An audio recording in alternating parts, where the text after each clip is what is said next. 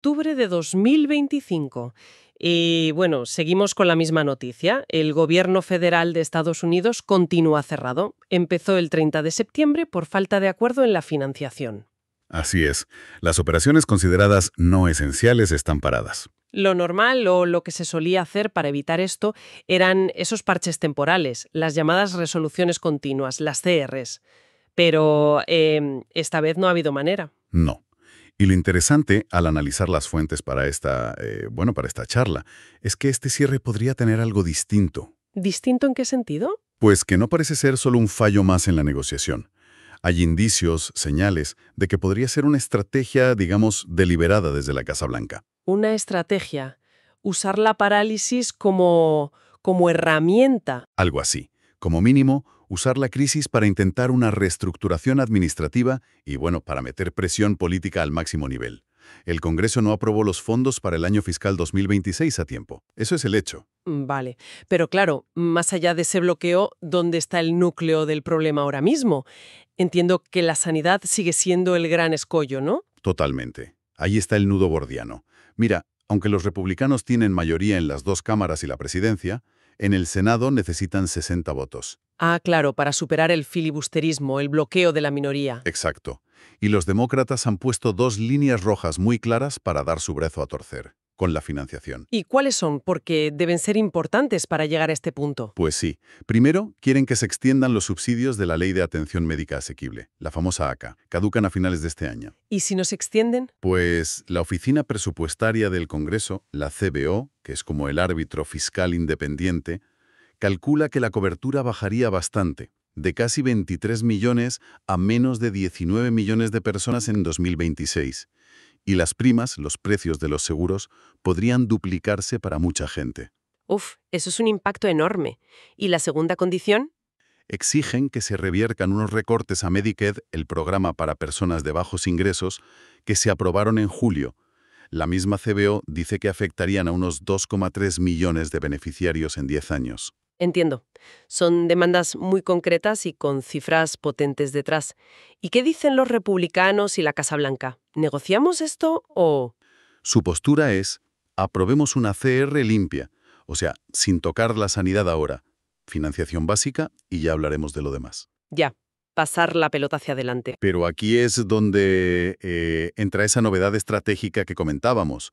Como los demócratas no ceden, la administración, a través del director de la Oficina de Presupuesto, Ross Boldt, ha dado unas instrucciones a las agencias que han sorprendido a muchos. Instrucciones sorprendentes. ¿Qué tipo de instrucciones? Pues que no se preparen para lo de siempre. Las suspensiones temporales de empleo y sueldo, los furloughs. No. ¿Y entonces? Que se preparen para despidos. Masivos y permanentes. ¡Ostras! Despidos permanentes aprovechando el cierre. Esa es la idea que transmiten las fuentes. La Casa Blanca habla de miles de puestos. Puestos discrecionales, que no consideran alineados con las prioridades del presidente. Madre mía, eso es. Eso cambia las reglas del juego. Usar un cierre para, como decías, deconstruir el aparato federal sin pasar por el Congreso. Es casi como gobernar a través del propio cierre. Exactamente. Esa es la lectura. Y se acompaña de otras tácticas de presión bastante duras. ¿Por ejemplo? Por ejemplo, la congelación de fondos federales. Pero selectiva. Miles de millones para proyectos en estados azules, o sea, demócratas. Ajá. Hablan de 18.000 millones en infraestructuras para Nueva York parados. 8.000 millones en energía para otros 16 estados demócratas. Ya veo. La idea es apretar a los senadores demócratas a través de sus votantes, de sus propios estados. Parece la intención, sí. Y a esto se suman las amenazas del presidente de eliminar agencias enteras calificándolas de estafa política. Y según parece, esta estrategia tiene bastante apoyo dentro del Partido Republicano. Sí, las fuentes indican un respaldo fuerte. Mientras tanto, claro, los efectos del cierre ya se notan, y mucho. ¿Qué sabemos de los funcionarios? De dólares a la semana en salarios que no se pagan, y los que son esenciales siguen trabajando pero sin saber cuándo cobrarán. Y entre esos esenciales, un punto que siempre preocupa mucho, los controladores aéreos. Sí, crítico.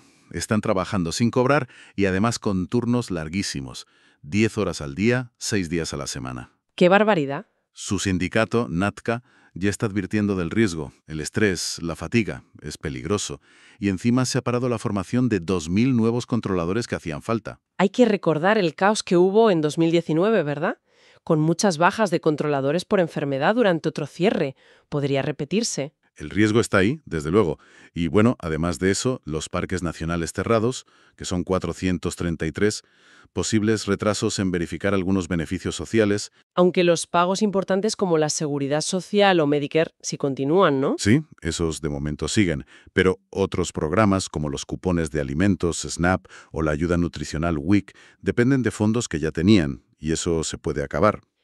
Curioso que según algunas fuentes lo que no se detiene son las operaciones de control migratorio y las deportaciones. Efectivamente, eso se señala como una prioridad que sigue funcionando a pleno rendimiento. ¿Y la economía en general? ¿Los mercados? De momento, aguantan, pero la agencia Fitch ya ha lanzado un aviso sobre la liquidez de los estados y los municipios si esto se alarga.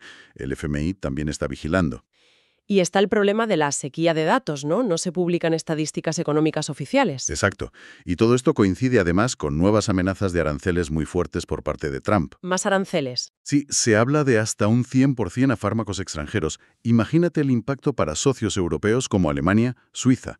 Revuelve otra vez todo el panorama comercial. Bueno, pues intentando resumir todo esto que hemos ido desgranando, la idea central que parece surgir de las fuentes es que este cierre de 2025 no es la típica pelea por el presupuesto. No, parece algo más. Parece la instrumentalización de la crisis, usarla para forzar una agenda política por una vía que no es la legislativa habitual. Las claves serían entonces ese cambio de estrategia, lo de los despidos permanentes en vez de suspensiones temporales. Eso por un lado. Luego, la presión económica selectiva contra estados demócratas. La centralidad del choque en sanidad, con la ACA y Medicaid. Y, por supuesto, el riesgo real y grave para la seguridad aérea. Y todo esto nos deja una pregunta final, quizá un poco inquietante. Más allá de cómo y cuándo se reabre el gobierno esta vez, ¿qué significa esto a futuro? Claro. ¿Se está sentando un precedente? ¿Podría normalizarse esto de gobernar mediante el cierre? ¿Usar la parálisis como una herramienta del Ejecutivo para rediseñar la administración por decreto? Es una pregunta clave sobre el equilibrio de poder entre la Casa Blanca y el Congreso en Estados Unidos. Y sobre cómo serán las negociaciones presupuestarias de ahora en adelante. Una cuestión que, sin duda, queda abierta. ¿Quieres estar siempre un paso adelante con las noticias? Suscríbete y comparte este video.